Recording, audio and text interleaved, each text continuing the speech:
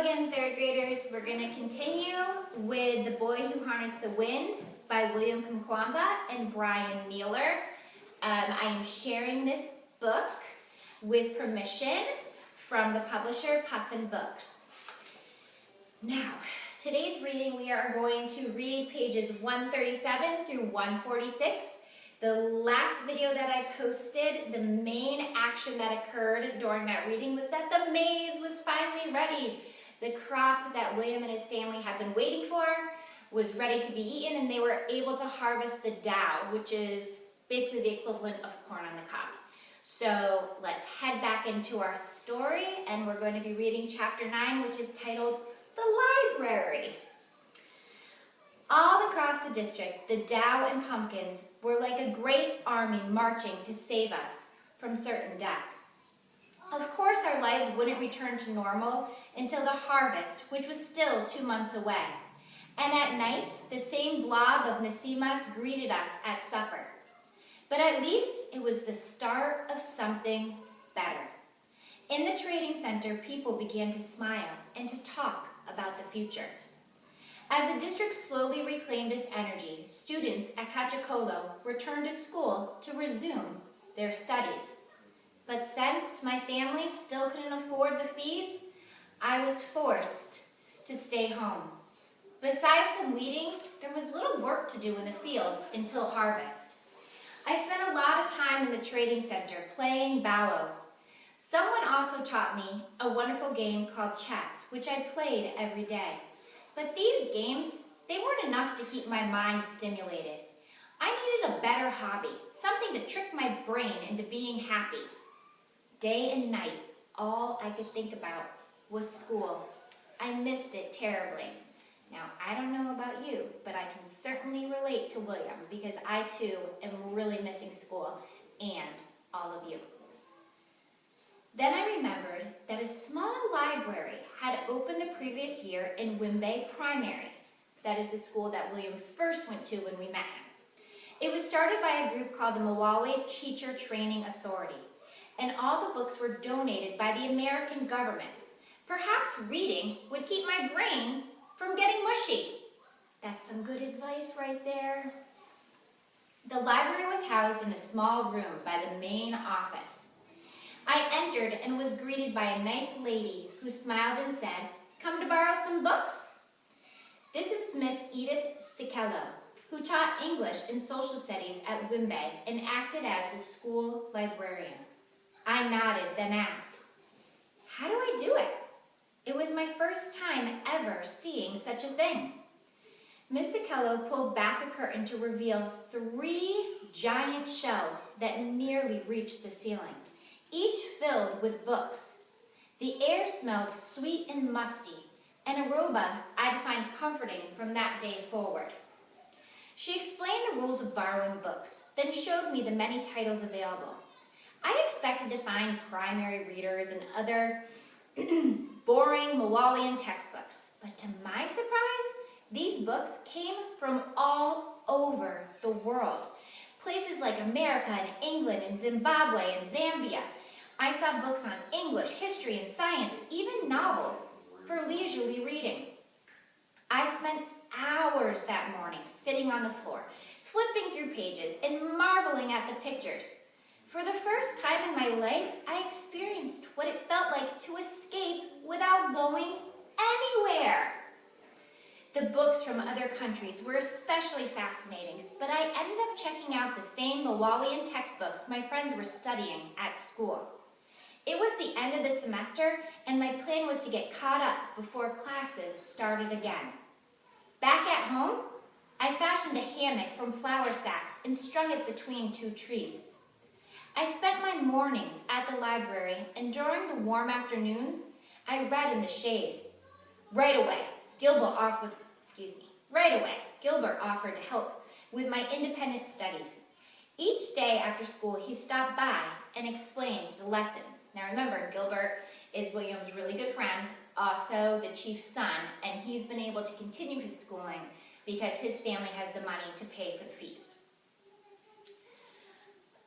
"What did you cover in science?" I'd ask. "Weather patterns." "Can I get your notes?" much as I loved to read, I found it terribly difficult. For one, my English was bad, and sounding out words took a great deal of time and energy.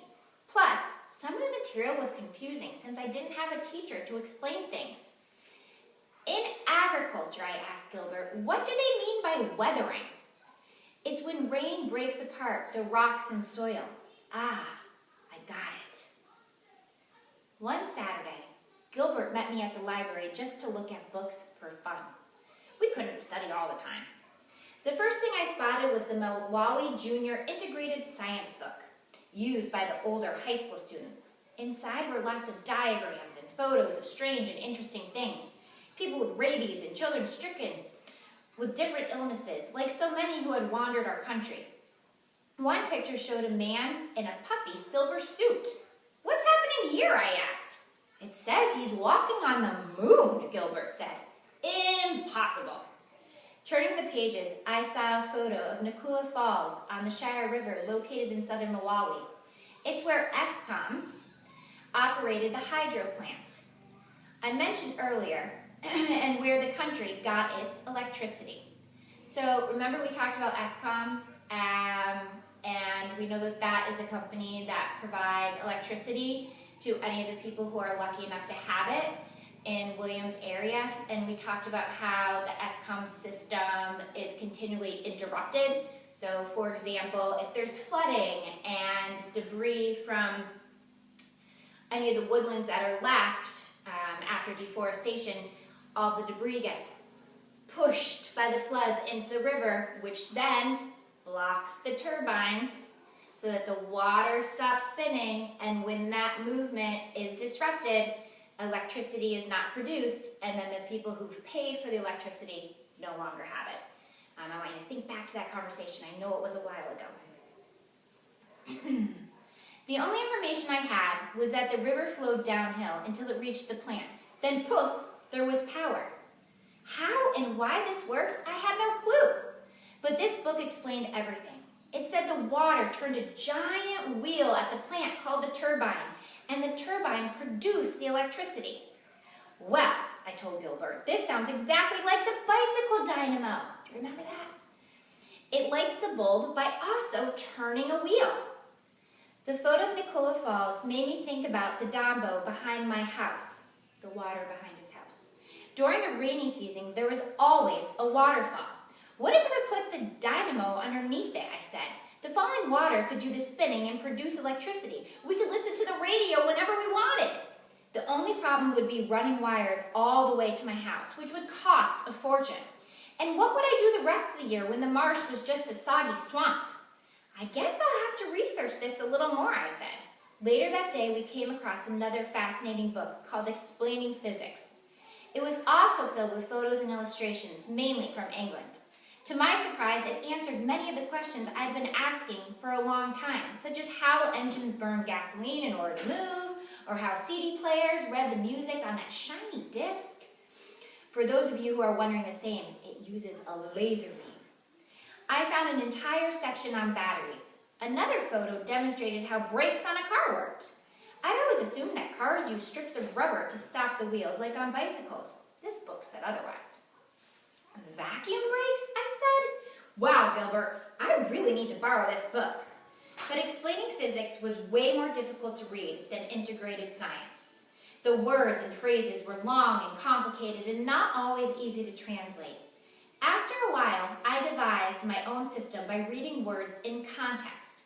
For example, if I was interested in a photo or illustration labeled figure 10, and I didn't know what it meant, I'd comb through the text until I found where figure 10 was mentioned.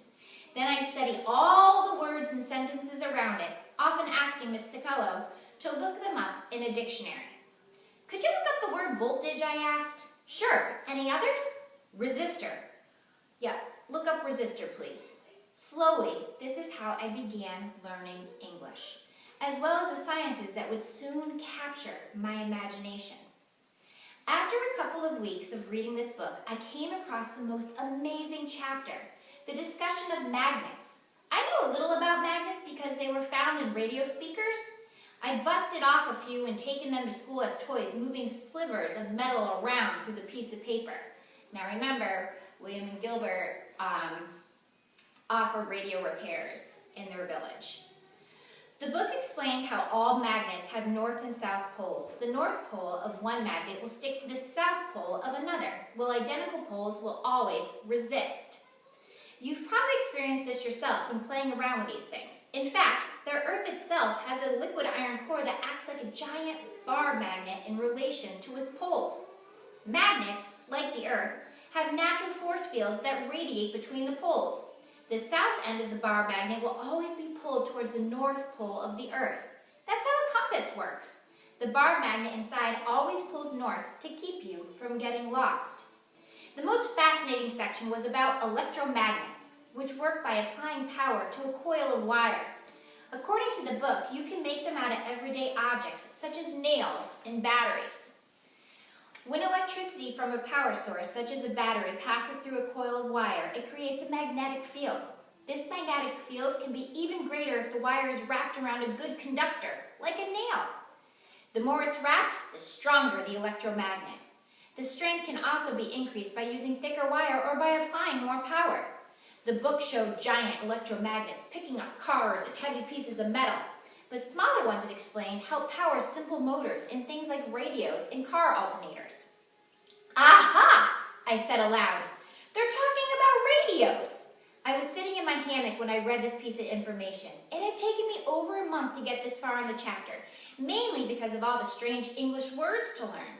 But now I reached the juiciest part. How do these motors work?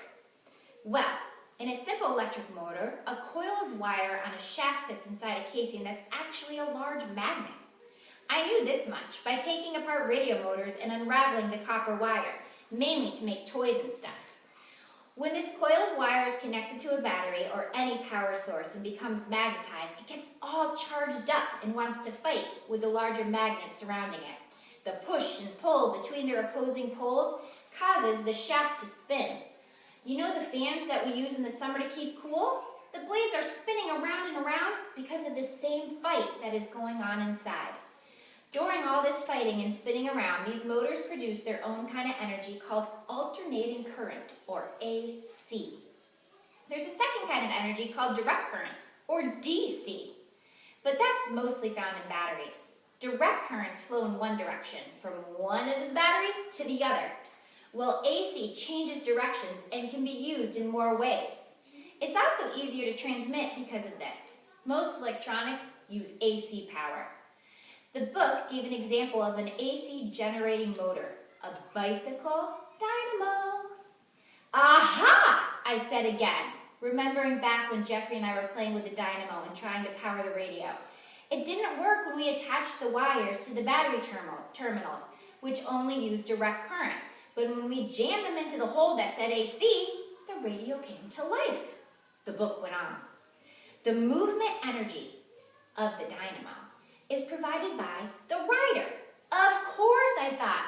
That's how the spinning motion generates power in a dynamo and in the Eskom turbines on the river. I can't tell you how exciting this was for me. Even if the words and phrases sometimes confused me, the drawings were clear in my mind. It was like seeing an entirely new language composed of symbols. Those for AC and DC, positive and negative, batteries and switches in a circuit, and various arrows showing the direction of current. Right away, I understood this language clearly, as if my brain had known it all along. Okay, I'm going to stop there. One question for you today. What do you think William's going to do with all this new knowledge? I have a few ideas, and I'm sure you do too. Until next time.